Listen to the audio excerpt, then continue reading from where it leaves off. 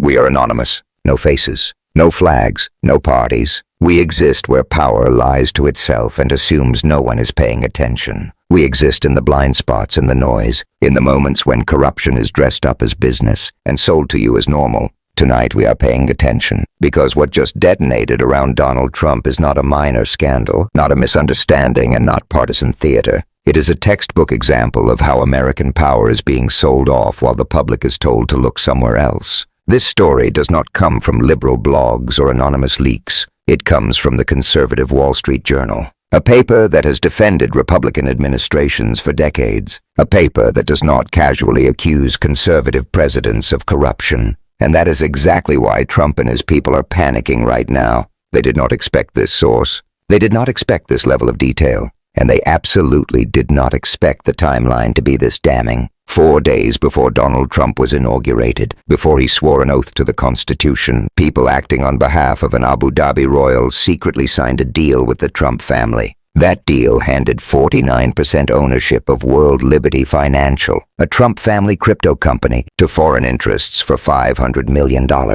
This was done quietly. No announcement, no disclosure to the American people, no debate, just signatures, money, and silence. Half of that money was paid up front. $187 million flowed directly into Trump family entities. $31 million went to entities tied to Zach Witkoff. These are not rumors. These numbers come from documents and sources familiar with the transaction. The investment was backed by Sheikh Tahnoon bin Zayed, the national security advisor of the United Arab Emirates, not a private investor, not a passive partner, a senior foreign government official responsible for intelligence and security. As part of the deal, 2 executives from G42, a company tied to Sheikh Tahnoon, were placed on the board of World Liberty Financial. They joined Eric Trump and Zach Witkoff in overseeing a company owned by the incoming president's family. And here is the detail that destroys every attempt at innocent explanation. At the time of this deal, World Liberty Financial had no products. None. No platform. No services. No real-world use. The company had raised about $82 million by selling a crypto token called WLFI, and that token was essentially its only source of revenue.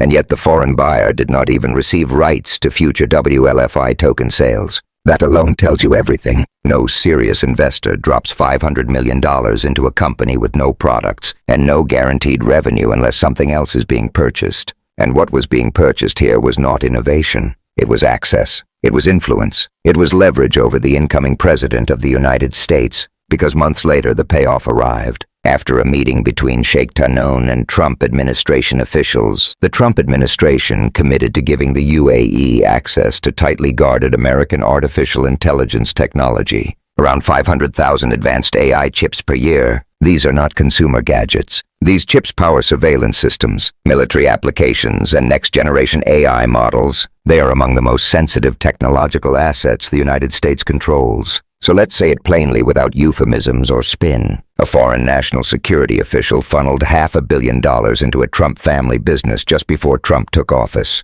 Then, in his official capacity as president, Trump's administration granted that foreign government access to critical American technology. That is not coincidence. That is not normal business. That is a bribe. If this involved any other country, the United States would call it corruption instantly. If this involved a Democrat conservative media would call it treason. But because it involves Trump, his defenders immediately reached for denial, distraction, and whataboutism. The panic became impossible to hide when Deputy Attorney General Todd Blanche appeared on ABC News. Blanche is the second highest-ranking official at the Department of Justice. He is also a former personal lawyer for Donald Trump. He understands exactly how dangerous this looks, and it showed. George Stephanopoulos laid out the facts clearly. A secret $500 million stake purchased by a foreign national security advisor just before the inauguration, followed months later by access to American AI chips. Stephanopoulos asked the obvious question, how is this not a massive conflict of interest? Blanche did not deny the timeline. He did not dispute the money. He did not explain why a foreign official would invest in a company with no products. Instead, he immediately pivoted to the Biden family. A report breaking in the Wall Street Journal overnight. I want to show the headline right now. It's the headline saying the spy sheik bought secret stake in Trump company. $500 million investment for 49% of world liberty came months before UAE won access to tightly guarded American AI chips. It's referring to the National Security Advisor to the UAE, Sheikh Tahnoon, and he made this investment just before President Trump was inaugurated. The article goes on to say the deal marks something unprecedented in American politics. A foreign government official taking a major ownership stake in an incoming U.S. president's company. This is the company of President Trump's family. Eric Trump is the president of the company. President Trump is listed as the founder emeritus, though he's not running it directly right now. How do you respond to those who say this is a serious conflict of interest? I love it when these papers talk about something being unprecedented or never happening before, as if the Biden family and the Biden administration didn't do exactly the same thing. And they Hunter Biden, laptops, paintings, the usual smokescreen. In office. So look, I saw that article. I don't have a comment on it beyond President Trump has been completely transparent when his family travels for business reasons. They don't do so in secret. We don't learn about it when we find a laptop a few years later. That comparison collapses the moment you examine it. Hunter Biden never held office. He never directed American foreign policy. There is no evidence, none, that President Biden ever used presidential authority to benefit his son. The most serious allegation against Hunter Biden is that he traded on his last name. That is not even remotely comparable to an incoming president selling nearly half of his company to a foreign government official and then delivering strategic technology in return. Blanche tried another angle. He claimed Trump is transparent, that Trump does his business out in the open. Learn about it when it's happening. And so there's nothing unprecedented about the Trump organization going out and trying to make investments that basically all will come back to the American people and jobs in this country. This is one of the most insulting arguments ever offered to the American public. Doing corruption loudly does not make it legal. Robbing a bank without a mask is still robbery. Open corruption is still corruption. Then came the truly absurd claim. Blanche suggested these investments benefit the American people, that they create jobs, that they somehow flow back to citizens. This is fiction. There is no dividend check for Americans from World Liberty Financial. There is no public benefit mechanism. The money goes to Trump and his circle. The American people get nothing. When Stephanopoulos cited ethics lawyers who warned this, looks like a violation of the Constitution's Foreign Emoluments Clause, Blanche waved it away. And so this idea that there's something untoward or unprecedented is just a repeated story that isn't true, and I think that the American people know that, and the fact that we talk about unprecedented and this is something that doesn't happen is just not true, and it shouldn't be said by these so-called newspapers that are saying it. Well, the president doesn't run the company, but he does profit from it. His financial disclosures show he's received funds from that, and law professor Kathleen Clark is quoted in the article saying this sure looks like a violation of the Foreign Emoluments Clause. Ty Cobb, who served as President Trump's lawyer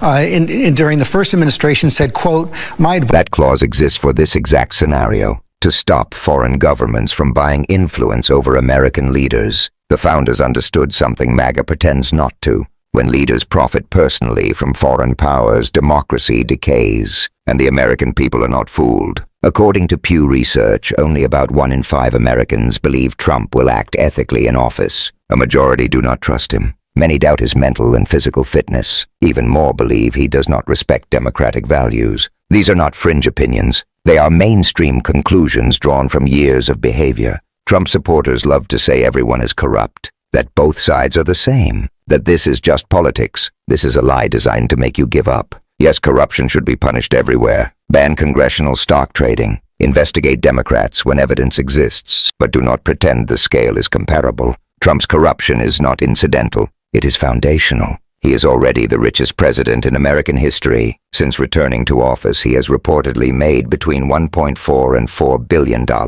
While Americans struggle with rent, while groceries climb, while healthcare costs crush families, while workers are told to sacrifice, Trump hoards. And when confronted, his administration does not apologize. They do not pause. They do not investigate themselves. They double down. They normalize it. They tell you corruption is acceptable as long as it is done in public and aimed at the right enemies. MAGA voters will not hold Trump accountable, not because they do not understand, but because they do not care. They will tolerate any level of corruption as long as someone they hate is upset. A voter barely surviving on $35,000 a year will accept Trump's billion-dollar enrichment if it means a liberal somewhere is angry. That is the grim reality. So accountability must come from exposure, from repetition, from refusing to let stories like this fade. It must come from voting out every politician who enables this behavior. It must come from demanding investigations in the open, with cameras rolling and answers on the record. It must come from rejecting false equivalence every single time it is offered.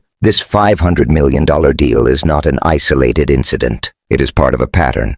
Crypto schemes, foreign money, licensing deals, hotels, golf courses, all orbiting one man who treats the presidency like a business opportunity and the Constitution like an obstacle. They are panicking now because this story connects too many dots. A conservative paper, documented payments, named officials, a clean timeline, strategic technology transfers. This is not something they can laugh off. They hope you are tired. They hope you scroll past. They hope you assume nothing will change. Prove them wrong. We are anonymous. We are watching. And now that you know it is your move,